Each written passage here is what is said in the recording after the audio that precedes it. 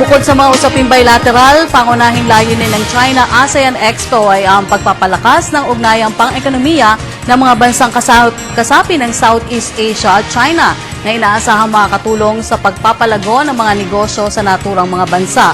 Ang ulat mula sa aming kasamang si George Bandola.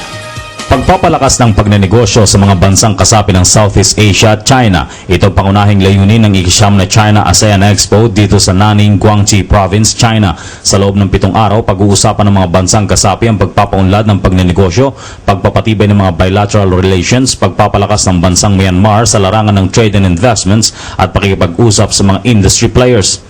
Narito na tayo ngayon sa loob ng Nanning International Convention and Exhibition Center kung saan dito po ginaganap ang China-ASEAN Expo 2012. Inaasahan na makakabuo ang mga bansa dito, lalong-lalo na sa panig ng China at mga developing countries na miyembro ng ASEAN na mga pagbabagong may kaugnayan sa pagpapalago ng kanilang ekonomiya at mga pagnenegosyo. Bukod dito, naglaan din ng mga exhibit booths ang China para sa mga ASEAN members. May ilang bansang nagrenta mismo ng mga buong hall para sa kanilang mga produkto tulad ng Indonesia, Myanmar, Thailand.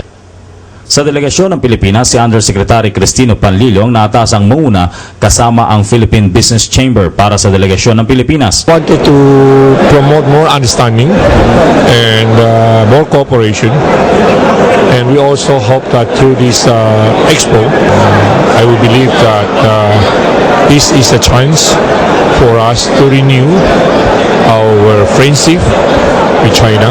Highlight ng exposition ang pagpapalawak ng merkado ng mga agricultural products, electronics at iba pa. It certainly benefit the region's economics and the people. Philippines will welcome China to support and strengthen its economic growth. Likewise, China also needs Philippines to strengthen its geopolitical position in Asia-Pacific region.